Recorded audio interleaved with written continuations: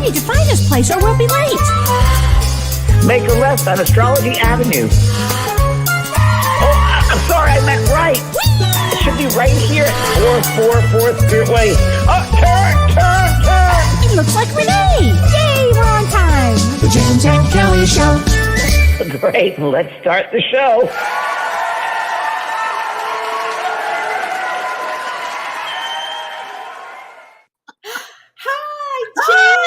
Hi, Kellee.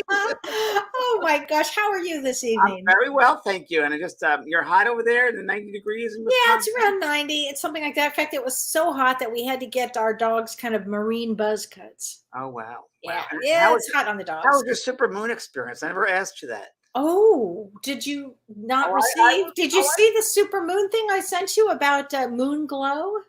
No, I don't. Oh my God, I did a bunch of crystals with the song Moon Oh, yes, Glow. yes, It was yes, amazing. yes. Oh my God, our experience was phenomenal. The energy was just, you could grab it. It was so thick. The night before, the Tuesday, I was like buzzed out. I was like, wow. And it was, Right? I was in the water. I took a tub and I was like, oh, it was just taking Oh, that's right. It was great. It was great. Wow. Yeah, so things are good. And so tell us what's going on in the... Well, we do have some astrological events that are coming up. So I thought I'd start with like some of the easier ones. You know, this is a that's year. so nice of you. It's so nice of me. I know. So this is kind of, we'll call this the year of the new abnormal. Okay. Because nothing's going to be normal going forward here. So currently, James, we've got Saturn in retrograde. Soon we're going to have Jupiter in retrograde. Yeah. And in Vedic astrology, yes. And then we're going to have Neptune retrograde. So plus we have Chiron in Aries retrograde. So it's a lot of things retrograde. The only one that is not yet currently in retrograde is Jupiter, but that comes along on July 28th. So it's a lot of retrograde. Retrograde for people, it means we could say pause, right? Yeah, when a planet, so it's so funny, James, that ancient astrologers actually believe that when a planet entered retrograde, it travels through the underworld, like unearthing our hidden knowledge and tapping into our shadow qualities that we often tend to ignore. And so it means a planet doesn't go backwards, but it really slows down a lot to bring us the messages, the information we need to help us grow and change. So contemplation, renew, review, all of the things. Yeah, renew and review. I mean, it's renew, review, and release. And release. Absolutely. Absolutely. So that's just the beginning stage of what I'm going to talk about, because now what happens is for the next 2 weeks, it's going to get pretty intense here. So let's just start with today. Today is July 18th, 2022. So July 18th, July 19th, and July 20th. That is, write this down, because Mercury and the Sun oppose Pluto. So Mercury in Cancer, the Sun in Cancer, and oppose Pluto in Capricorn. And I'm talking Vedic astrology here. It's a very intense combination for the next 3 days, July 18th, 19th, and 20th, because it's a day where with that opposition with Pluto, you know, Pluto really, it has that energy of transformation. And so this is a time that a lot of tempers can really get out of control here. It's the underworld too, is it? It's the underworld. It also could have to do with world leaders, because it's Mercury and the Sun. So it could have to do with a lot of world leaders changing here. It's just a very intense time here. So that's the next 3 days. And then on July 28th, we have Jupiter going retrograde. And again, in Vedic astrology, it's going in Pisces. And when that happens, it gives us a chance, you know, you asked really to rethink our thoughts, and it shows us the correct path in life often. Yeah. And so it's a really important when this happens. So I was going to say that whatever unfolds in your life during this Jupiter retrograde, just go into it. You know, look to see, you know, what is it that you need to deal with? You're learning. What is it that you're here to learn? It's a really important time actually when this happens. But the big event that I really want to talk about is what we call the astrological event of the year. And this This is on July 31st and August 1st. So we'll So be back next Monday to talk about it. we'll right? talk about it next week, but I kind of want to prepare people for this energy. It's a triple. It's a lot. It's Mars, Rahu, and Uranus all come together at the same 24 degrees of Aries, and Saturn squares all of this. So what does this Oh my mean? goodness. Yeah, James, it's so big that in Vedic astrology, they say that this conjunction, this triple conjunction, the last time this happened would have been 1855, right before the Civil War. Wow. But in Western astrology, it's in Taurus, and the last time this happened, so it's the same event, but two different lenses to look at it. The last time they say this happened was 2,500 years ago. Wow. So this is going to be a big one, and definitely we'll talk about it next week. But Mars is the planet of war, and it's in its own rulership of Aries. If I go by Vedic astrology, Uranus means paradigm shift, and it's also the Great Awakener. And the north node of the moon in Vedic astrology is called Rahu, and that's really all about the growth of the soul, and it's our life purpose, and it goes into uncharted territory. So this is going to be a very intense time, and it might have some explosive events around the world, actually. What about the squared, Kelly? You said it's squared. Saturn. Or Saturn, the teacher. Yeah. The great. And so it's those three planets, Mars, Rahu, and Uranus.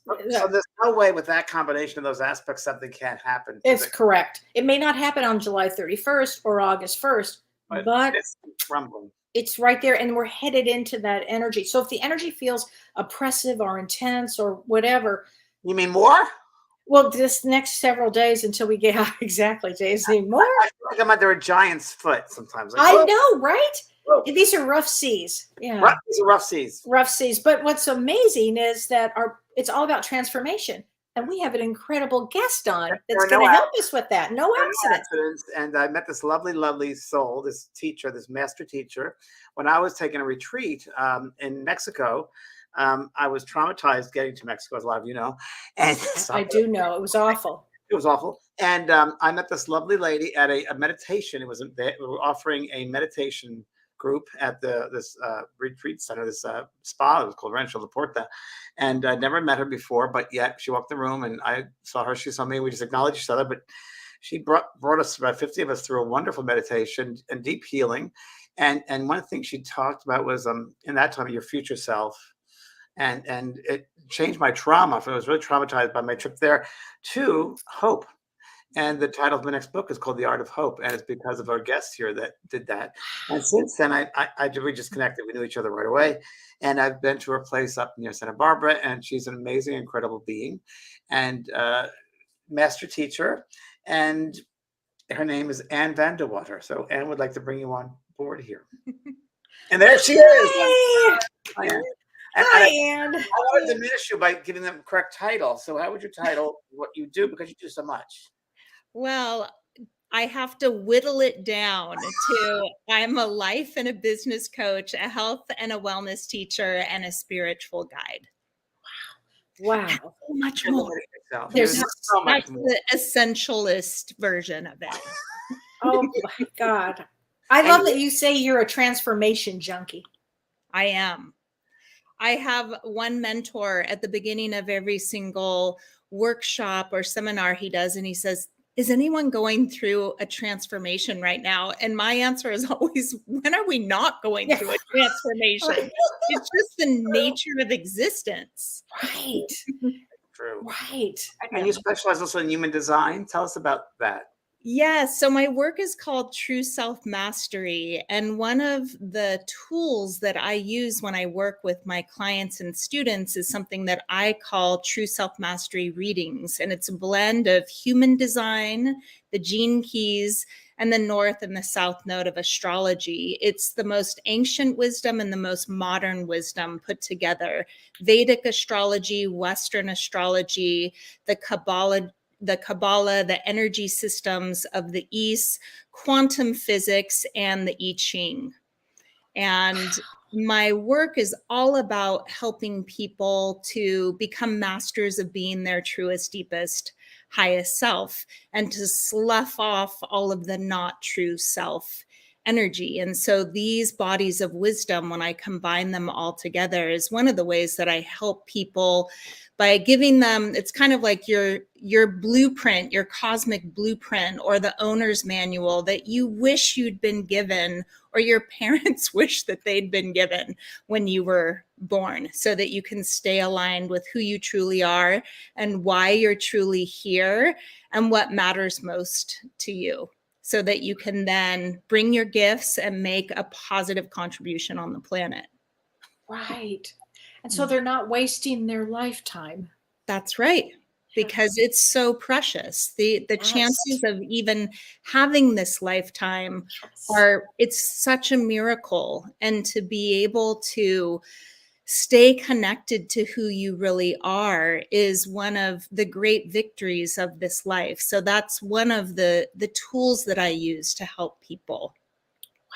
And I had a reading or session, I guess you'd say, with you, and it was pretty amazing. And you went deep, and it was as if you went inside and turned me out, inside out, and revealed things that I knew deep within myself. Yes.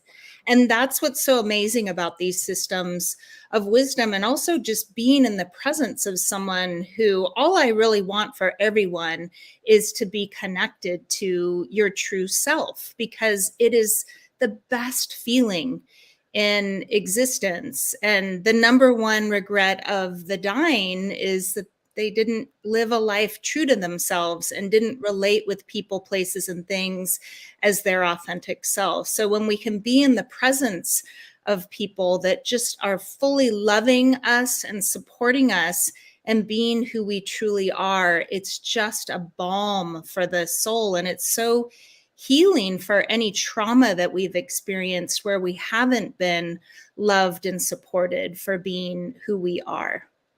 Yeah, absolutely. So I know your work really is not just transformative, but you do deep healing for trauma. Healing. Yes. Yeah. It's a huge part of the work. A lot of what I call my work is reparenting, and it's a triple entendre, because I step in for a while with the people that I work with, and I am like a benevolent caregiver who's here to help you to connect to your original soul's purpose, your original core values, and your guiding principles, and your own sacred laws, and your vision for your life, and the gifts that you've come to bring here. And I step in as a benevolent caregiver to help people to transform their vibration with daily self-love and self-care, all of the health and wellness like nutrition and meditation and movement and breath work and prayer and affirmation and physical cleansing and rest and relaxation and sleeping, all those things that we need to help us clear stress and tension and heavy energy, and to heal and restore ourselves and to generate that life force energy that we need to manifest our visions and to be of service in the world. And then I help people to consciously create the life that is aligned for them, that's authentically aligned with who they are, so that at the end of every single day of life, and then at the end of life, you feel like, yes, I showed up as who I am, which is the greatest gift that I feel that we can give the planet. And so it's reparenting, but it's also repair, because it's sloughing off all of those, I would say, homogenized ways of being that we've taken in to either to survive or to belong. And those are two of the core wounds that we all deal with is, can I really be myself and have my foundational needs met? And can I really be myself and fit in and belong and be part of the family, the soul family, the tribe? And then it's the repair, which is the bringing back together, the pairing back together, body, mind, heart, soul, and spirit, so that you are whole and you are complete. within yourself. So that's a lot of the work that I do with people, and it's very multifaceted, and I have many different tools that I use to help support everyone in what. Well, Anne, when I was working with you, the session I had with you was just for people to understand it. When you were working, and I'm an observer, and I can compare it to, for people to get an idea, was in the Wizard of Oz when they go to Oz and they're all cleaning up the Tin Man and Scarecrow, and they're all repairing them and putting back together again. It was kind of like that feeling. And then I noticed when you were working, you definitely step aside and you're a vessel, and all this light came through you. And it was just this light creature, maybe you could say alien, but I would say whatever, that you were just there, and it was just pretty amazing. The modulations, the levels of healing, and Anne does it in such a humble manner that it's just, you feel, and everybody watch at the end, she's going to do healing for us, just saying, so stick around. But yeah, you really, the way you work is the way they use you. It's amazing. Thank you. So when somebody comes to you, Anne, do they talk to you about their trauma? Where do you begin? Yeah. So people come to me in different ways. It's either through a one-on-one session or a group. And let's say if someone comes to me for a one-on-one session, first of all, I ask them why they are here. What is your purpose of being here? What brought you to me?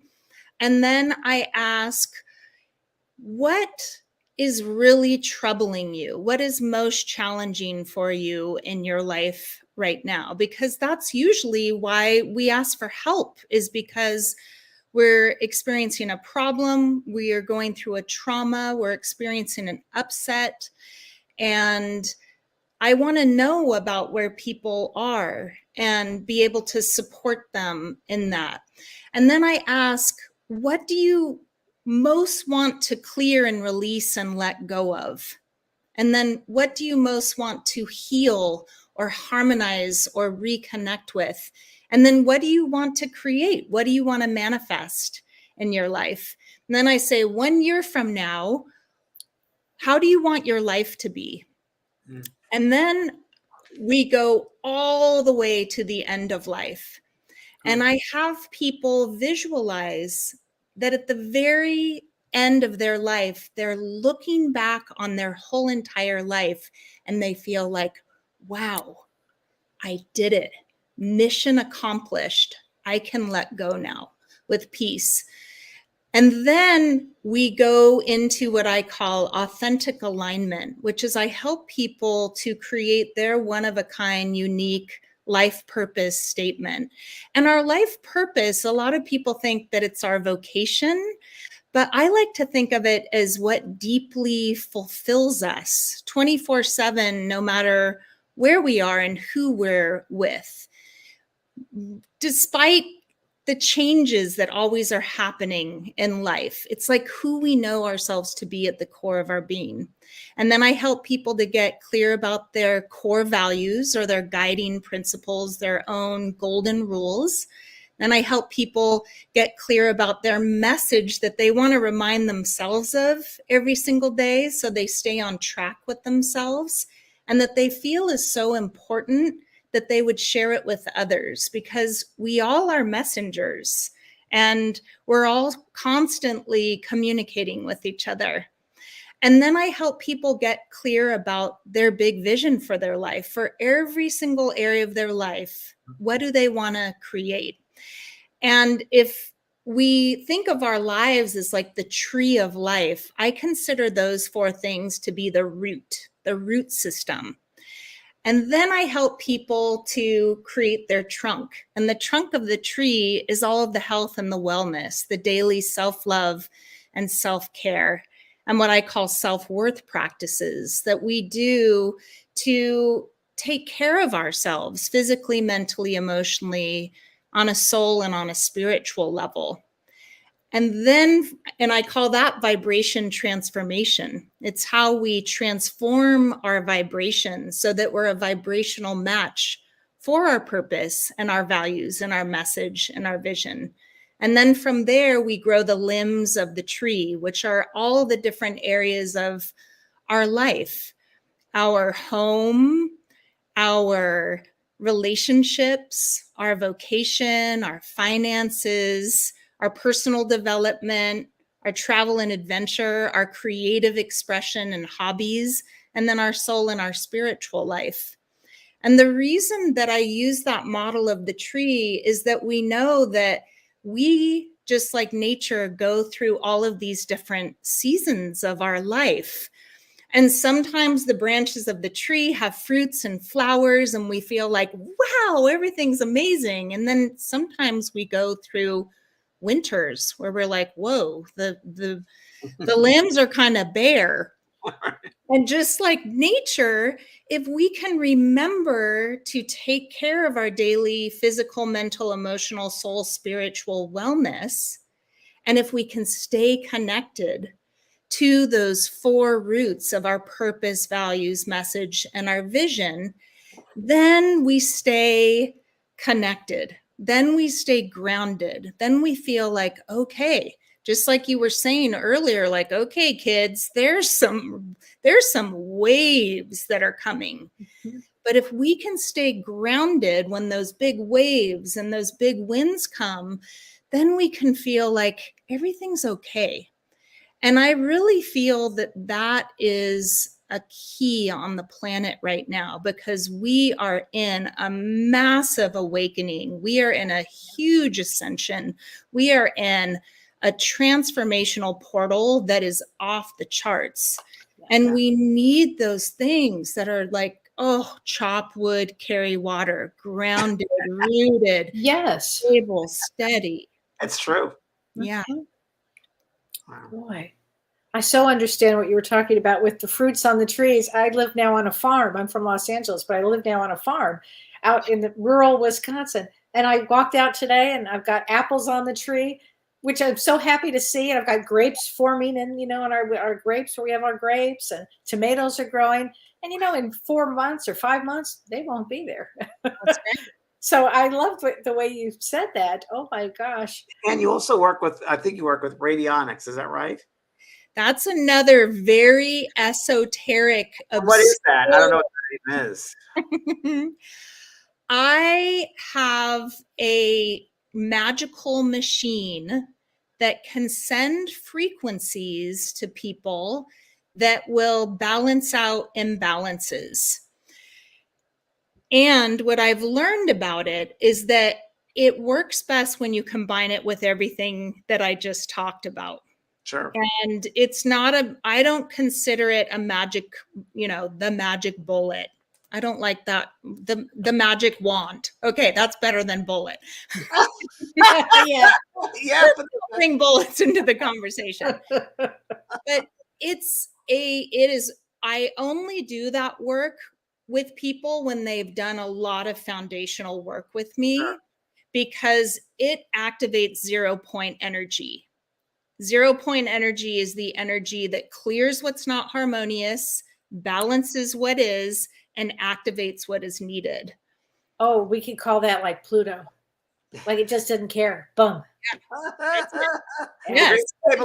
Super Jupiterian, because it's super expansive and it creates a lot of life force energy. Yes.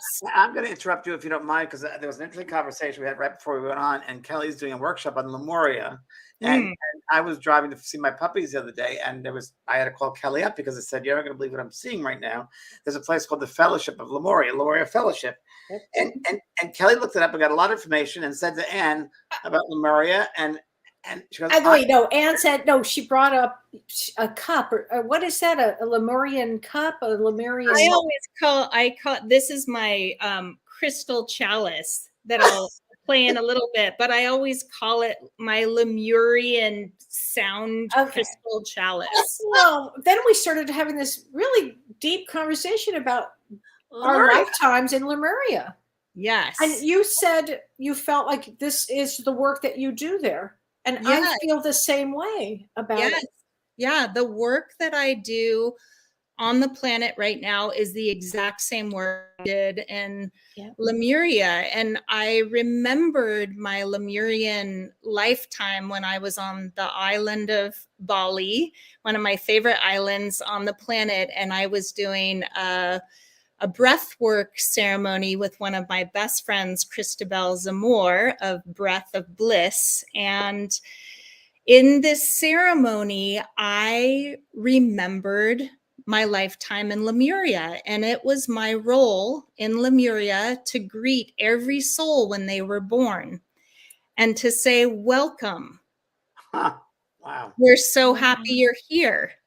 Who are you? Why are you here? What's your purpose? What are your values? What's the message that you've come to share? What are you here to create? And what is the gift that you've come to deliver? And then I would stay connected to all of the souls of Lemuria during their entire lifetime to make sure that they stayed connected to who they are and why they're here. And the reason that it was so incredibly important was that if even one soul forgot who they were, and even if one soul disconnected, it would start to create disharmony in the entire society. Kind of like in an orchestra, if one musician starts to go, it can create a discordance in the whole entire orchestra. And that is what I feel is so incredibly important right now on the planet, is that each and every one of us focus on our own self-mastery. I actually wrote that today, Anne. Did you really? I swear to God. Yep. Yeah. Yep. It has to be. Has to be. We have to focus on ourselves with this, our own mastery with it. Yes. That's a true Lemurian tenet. Yes. Woo, I just got the chills. Kellee, do you know what your job was in Lemuria, Kellee? Well, I wasn't a greeter. I was one to make sure everybody was balanced, everybody was taken care of, everybody knew what they needed. I always made sure everybody had what they needed. Yeah. Wow. You were like Julie, the cruise director on the left. Totally. Totally. If you need this, go here. Go here. Oh no, I'm definitely from the Love Boat. There's no doubt about it. Love Boat. My favorite show ever. Lemuria. Right. James and I were in Tahiti together, and we were on Moorea, right? Moorea, which is Lemuria. Yes. Moorea, Lemuria, and it's that's where it was, and I felt such a connection there. Yeah. Oh my My God. favorite island. I haven't been to Bali yet, but Lemuria really, Moorea is really incredible to me. Oh God! I mean, it's so fun to meet fellow people from the same place and that deeply understand it. I so appreciate you and your work here. Oh, I appreciate. It's a big job. It's a big job. It is, and that's what we came to. That's why we're here. I know. And I know. we're being it, and we're doing it. Yeah, it's so true. But it's great to recognize each other. I mean, like when I saw Anna, it was like a recognition on some soul. He told me immediately. Yeah, I mean, it was like immediately. As soon as you walked in, you went and you said hello to me. I don't know if you remember, but you just waved to me, and I was one of the two guys in the class. But and it was just we connected. It was like we know each other. And what was so amazing about it, and I know that this is going to sound totally bizarre to a lot of people, but I didn't know who you were. No idea. In the world, James. I just knew you as a soul. I was like, oh, there you are. It's so soul recognition. It was there you are. 100%. Yes. Yeah. And Margaret says, drop the mic. Oh my God. And it was really a soul recognition, and we got along right away. It was like, oh, where have you been? Oh my God. Yeah. I know. I called James my cosmic playmate. Oh, that's the best. Constantly giggling and laughing. Yep. Yeah. Oh, yeah. I know. Oh, yes. But it's the best to be with. So much fun to be with. You have to have joy. We talked about this yesterday, and joy. You have to have joy in life. You have to have that child within. Yes. Yes. So I'm curious about Gene Keys. What is that? Oh yeah. Okay. So, oh my gosh. The Gene Keys was channeled and created by a wizard, a magical genius of a man named Richard Rudd. And he was student of Ra Uru Hu's. And Ra Uru Hu is the one who channeled human design. And it is said, as we know, that if we devote ourselves to something for 7 years or 10,000 hours, that we become a master of it. So this is what Richard did with human design, is he studied it, he'd embodied it, he taught it, he did readings, he went for a massive deep dive into it. And after about 7 years or so, he mastered the system, and then it started to grow and evolve in his own consciousness. And he then started to get downloaded and received a lot of directive about how to take human design and apply it to specific parts of your life, so that it wasn't just like this overall blueprint, but how to apply it to very specific areas of your life. And what he realized is that we are all walking on what he calls the golden path. And that as we walk through our own inner life, and as we walk through our outer life, that we have this wisdom that's encoded in our genes, and it's encoded in our DNA.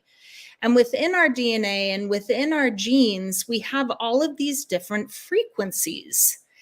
We have shadow frequencies, the things that challenge us, and we find them within ourselves, and we find them in the world of people, places, and things.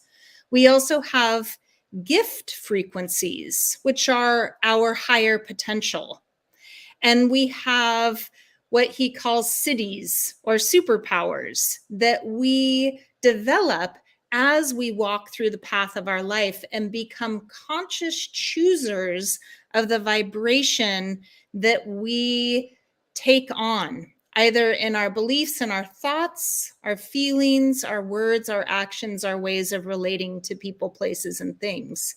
One of the most fascinating things about it is learning about the shadow frequencies, because we live, as we know, on a planet that is a yin-yang planet. There's darkness and there's light. There's day and there's night. And one of my great revelations that I've kind of like grokked after trying for such a long time is this, like, whoa, it really is 50-50. Like half the time, it really can just be challenging. It's not all sparkle ponies and rainbows all the time. And so what's so genius about the gene keys is that Richard gives us this space to contemplate the shadow frequencies. And what he says is that shadow frequencies are just shadow frequencies. It's just like if you look outside and the sun is shining on a tree, it's going to make a shadow. And he said, but oftentimes we repress the shadow. And I always say when we repress shadow frequencies, that creates disharmony inside of us. We end up with physical, mental, emotional, soul, spiritual disharmony, because it's not natural to repress these energies.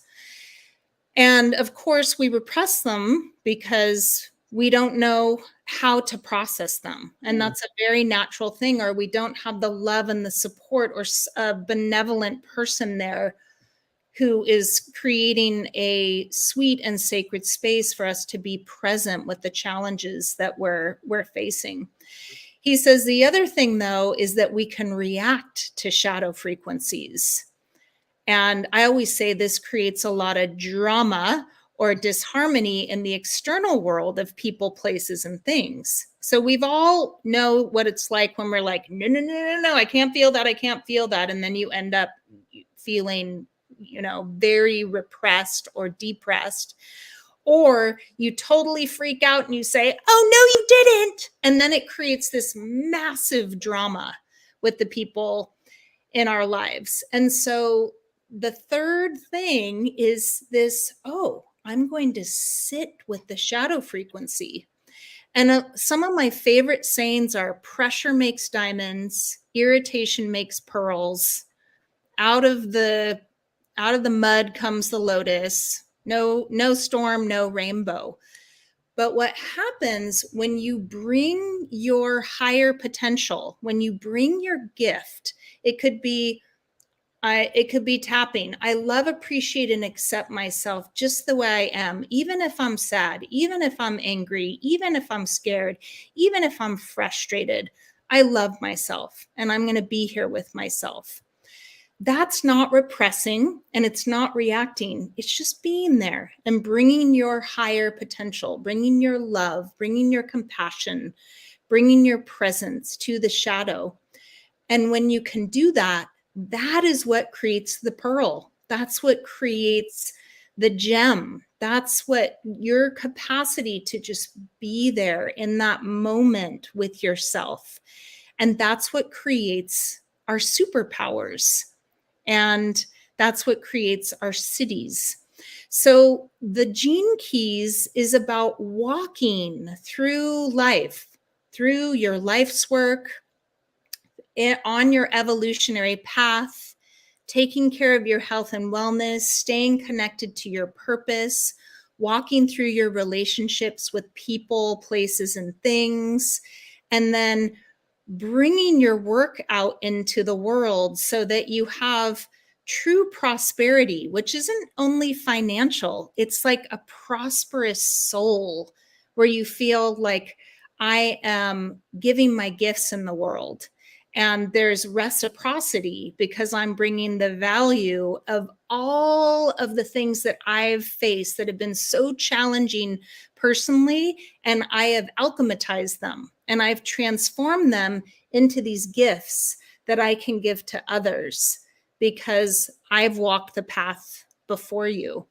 So the Gene Keys are just this brilliant, I mean, he's one of the most extraordinary, brilliant geniuses I've ever read his work, studied all of his work, and he's created this amazing body of wisdom that helps us to navigate the yin-yang 50-50-ness of life with a lot more grace than it brings a wholeness of our being. It brings into the wholeness of who we are. Yes, both it's sides. yes, The dark it's side of the moon, the light side of the moon. Right? that's right. It's just realness, and it's this guide map. And so just like with human design or with astrology, where you use your birth time, your birthplace, and your birth date to get a reading, you do the same thing with the Gene Keys. And so in my True Self Mastery readings, I combine the Gene Keys and human design, and then the north of and south node of astrology, which we know are about what we've mastered as a soul and what we're here to master. And another thing that is really amazing about human design, which I feel is one of the most important keys, is you learn about your inner authority, your inner guidance system that helps you to make wise, aligned choices. So that, because we know that the results that we get in our life are the result of the choices we make, the choices in belief and thought and feeling and word and action and relationships with people, places, and things. So I'm so grateful for these amazing ancient and modern systems of wisdom that are here to guide us and support us on our journeys. I call myself, and I'm going to call you this, you're a soul cracker. Yeah. You go in and you crack the soul. Okay, this is what's going on. This is where we need to be. This is bring where out the light, the crack. bring out absolutely. Yeah. Absolutely. Awareness. You bring out the mirror for that person to look at, reflection of who they are. I mean, my reading did that. You brought me out both sessions. The first session when we first met, it was, and I'm very, I'm open-minded, but I'm a little skeptical here and there, but I just released and let it be. And it was just like a mirror coming out and reflecting back, whether it's my higher self telling me this awareness, this knowledge. You created that sacred space for that to happen. Yes. Yeah. Yeah. Amazing. And that's what I always do at the beginning of any session. If it's a coaching and wellness and spiritual guidance session, if I'm leading a guided meditation, like when we first met, if it's a true self-mastery reading, I always call upon our truest, deepest, highest selves, mine and yours, to be present with us. Call in all of our guides and masters, all of nature and the nature spirits, all of the benevolent forces to please lead us and guide us and direct us and protect us, so that we are working together to channel the higher frequencies and can have that clear guidance and feel like we are seen. And I have a question for you. Yeah. Which is interesting. So let's say you have a client, someone comes to you for a session, and they know exactly what they want to hear, or what the kind of session that they want, but you know they need something entirely different. Yeah. Would you say to that person, I'm going to give you something different? Or no, for the little bit I know of you, you'd probably incorporate that without them kind of knowing it, right? Yeah. Because Yes. that's who you are. Yeah. I let people know, just like at the beginning of our time here together, you said, what is it that you do? And I said, I'm a life and a business coach, a health and a wellness teacher, and a spiritual guide. But I always let people know that I am an intuitive, and that I'm eclectic and multifaceted, and that I have a very big bag of tricks, and that I meet them in the moment where they are. And just like you said, you're a soul cracker, I call myself a soul tracker. And so, tracking.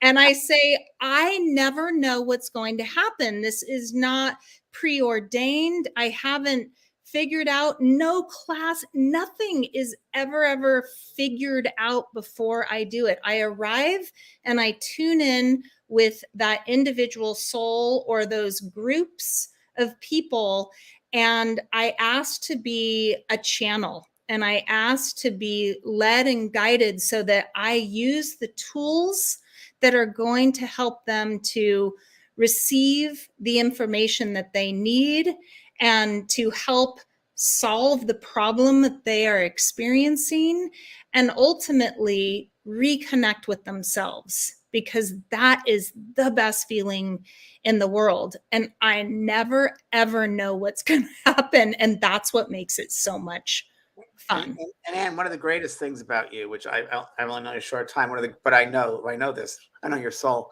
One of the greatest things, and I've taught many students around the world. One of the greatest things I admire about you, or I just acknowledge, is that you're so open.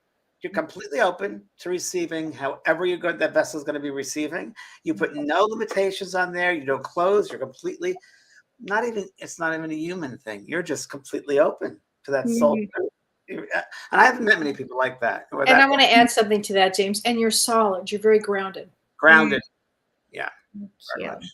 I'm doing my best to be super grounded, rooted, still steady, and completely cosmic and esoteric and out there, and to be a bridge between heaven and earth, because we are star children and we're doing You're our speaking my language, That's my language.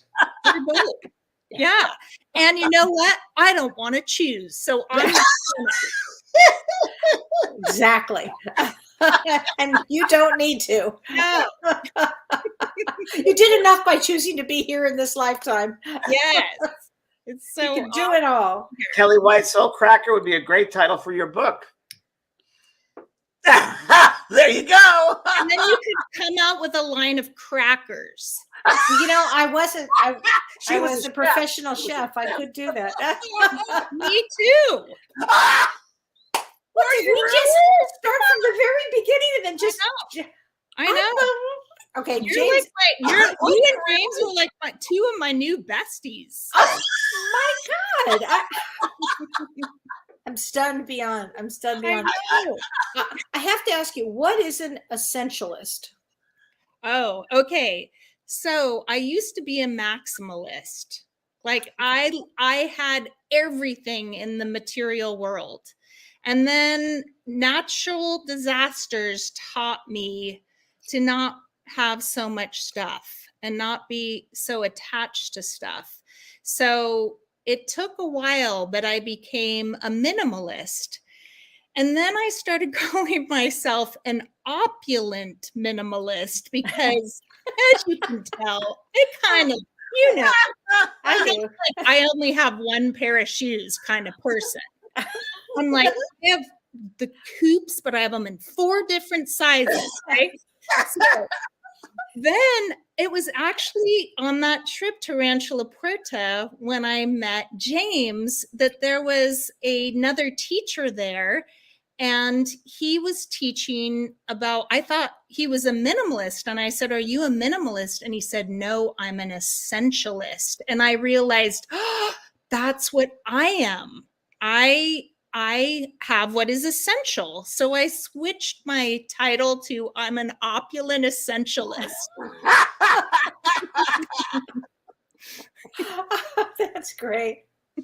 And she is. We have to come up with our own terms for things because the world hasn't, if the world hasn't come up with a term that describes something, then we have to come up with it. Of course. They don't have the language. They don't have the language. It's our language of light. So would you mind doing a healing for us, a healing session? Would you be kind enough to Sure. and explain to people what actually is going to happen or Okay. how we should enter this space?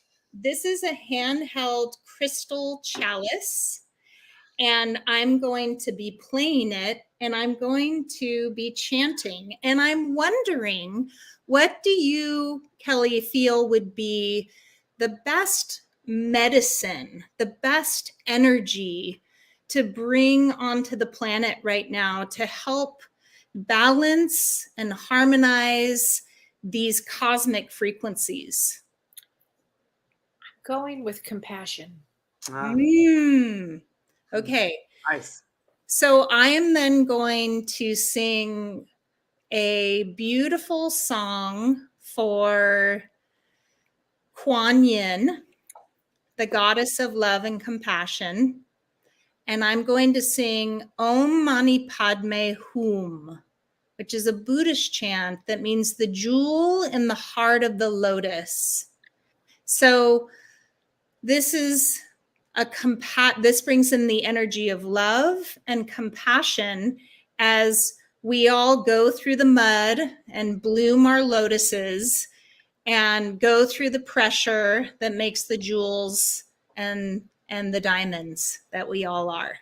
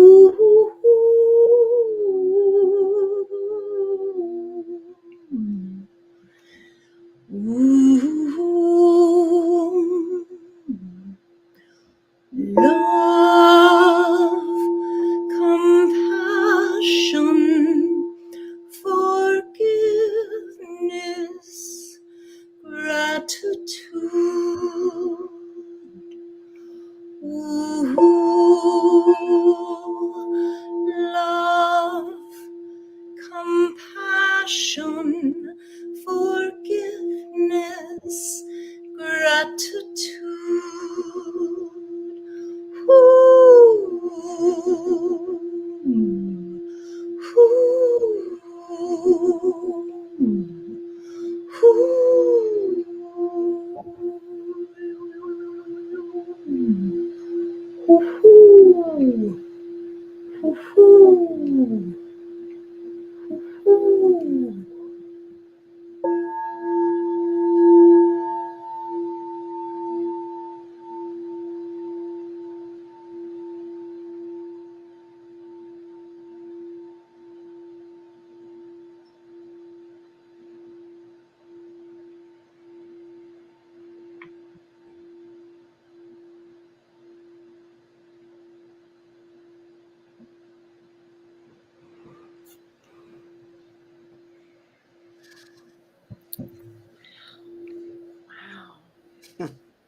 It's really powerful. Beautiful. I got rippling all over. Me too. Like sparkly. It's going out with sparkles everywhere. Sound vibration is one of the most powerful tools that we have for navigating these extraordinary times. What would you recommend for people to listen to during these extraordinary times? Maybe to keep them grounded, or in gratitude, or something. Simple. You haven't recorded that, I assume. No. Not yet. Okay, but you will. I have 3 CDs out. One is of songs I've written, one is of Vedic chants, and another is a combination of both. But I find, just for, let's go for accessibility, just theta brainwave music is one of the most powerful things that you can do. Right here, this brain is our master computer. And if we can keep it upgraded, if we can balance out the brain waves, then it can help us greatly. That's true. So if you can go on to YouTube and search for theta brainwave music, and it can be theta brainwave music for relieving stress, theta brainwave music for abundance, theta brainwave music for love and compassion, theta brainwave music for meditation or sleep. And there are so many extraordinary sound healers that are out there. And then some of them are also visionary artists, and there will be beautiful visuals that you can watch.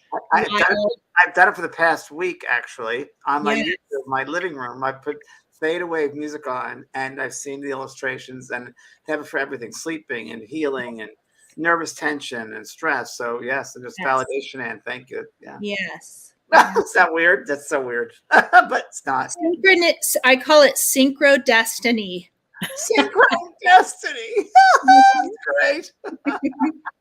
That's amazing. Linda Miller says you helped her with her, I'm not sure if I never pronounced this correctly, tinnitus? Tinnitus, Tinnitus? How do you pronounce that? Tinnitus, yeah. Yeah, the sound vibration is so wise. It goes into our body, our minds, our hearts on a soul level, into the memories, into the genes, into the DNA, into the trauma, into the imprints. And it activates that 0 point energy. Whatever is needed to be cleared in that moment that the sound vibration comes in, it will help to clear it. And it can help to clear pain. I've had people have like spontaneous clearings of headaches, chronic pain.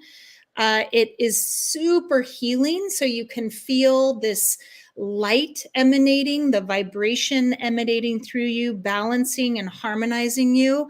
And then it will create and generate a lot of life force energy. And a lot of people get massive downloads and visions and insights and guidance and remember things. I've had people say, I've been in therapy for years and years and years, and then I heard that sound and I had a revelation about something that I'd been struggling with for years, and I feel more at peace. And so I feel that there are so many different modalities that we all do, and we never know how the cosmic soup is going to all come together and create the elixir that's going to help to alleviate our pain and suffering and bring greater peace and healing, and just give us that feeling of it's all going to be okay and I'm connected and I can expand. So there's a great question here, Anne, from Dawn Solomon. She says, can grief be cleared? yes. And just like I was saying about the shadow frequencies, my feeling with all emotion, and especially grief, is that we have to feel it to heal it. And that the only way through is in. And as much as I know we all just want to we don't want to feel it sometimes because it just hurts so badly when we have someone who loves us and is just like, I'm here for you. Or we have these different modalities that we can clear these things. But the main thing with grief is just feeling it. And I think that the art of experiencing grief is creating that space to be present with it while not letting it pull us down and drown us, and to not spiritually override it. Grief is a profound teacher. It's been one of my greatest teachers. And it has so much wisdom if we're able to be with it. And I often feel the reason that we go through, I know we all are, and everyone that is here is a leader and a luminary and a light worker. We all want to help be of service on the planet right now. And it's oftentimes our own journey through experiencing our own grief that we then can support others in going through it. Very true. As well. And I feel that on the hero's journey, it's oftentimes once we have experienced it ourselves and then we can help another, that is when there is the biggest level of clearing that happens, when we bring that gift back home to where we started from. And this sounds like a strange question. What's your Mercury in Western? What's your Mercury, planet Mercury in? Just curious. Well, I mean, let me just put it this way. You express yourself so beautifully and so succinct. You're so succinct in your expression of communication that is just everything you say is like a story. It's like beginning, middle, and end. It's so succinct. So I was just curious because your communication skills are incredible. Thank you. In human design, my personality profile is a 5/1. So I'm here to be a messenger. I was born to be a leader. I was born to be a messenger and born to bring these teachings out. And then as a 1, I'm here to do it in the most down to earth, practical way possible so that the messages are universal. And so I'm doing my best to live in alignment with my design. And then in my Mayan galactic signature is called the Red Cosmic Skywalker. And that is the angelic messenger.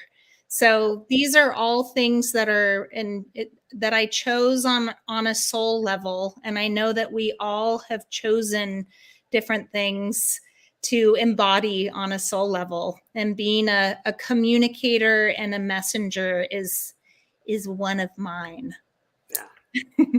It's fun. I love words. Well, we just love that you were here today. We just really love you. Yeah. You're amazing. Great. Just extraordinary. I love you both Thank dearly. you for blessing us. Yeah, blessing us with your presence. Thank you. Really. So grateful. Thank you both so much. Wow. Such a And pleasure. you're open for sessions if people want to do sessions. You have openings for sessions, or how does that work? Go to your Yes. website. Yeah. Yes. So the way that I work is people can do a 1-hour true self mastery reading with me, or they can do a 30-minute complimentary consultation so that I can tell people about my 3-month coaching, wellness, and spiritual guidance program. And then I teach at different retreat centers, and I will soon be relaunching True Self Mastery Academy, which are groups. I love working with groups. And I also I'm train. gonna be a groupie if that's okay. I'm a groupie of yours. Let's be groupies. Be groupies of each other. For each other's groupies. Oh, gosh. Thank you, Anne. Incredible. Really. Thank you so much. Brilliant. Thank you. Such a pleasure to be here with both of you all. I feel very, very honored to be in your presence. Oh, gosh. I'm sending Honor is all ours. love to everyone. Thank you, everybody. Thanks, everybody. Have a great week, everybody. Great week. Thank you. Thank you, Kellee. Thanks for that. Thanks, James. You've been listening to Both Sides Now and Beyond, featuring spiritual medium and master teacher James Van Praagh and spiritual medium and psychotherapist Kellee White. That was great. Maybe we changed some lives. And maybe opened up some minds. Which way do I turn? Right. I mean left. The James and Kellee Show.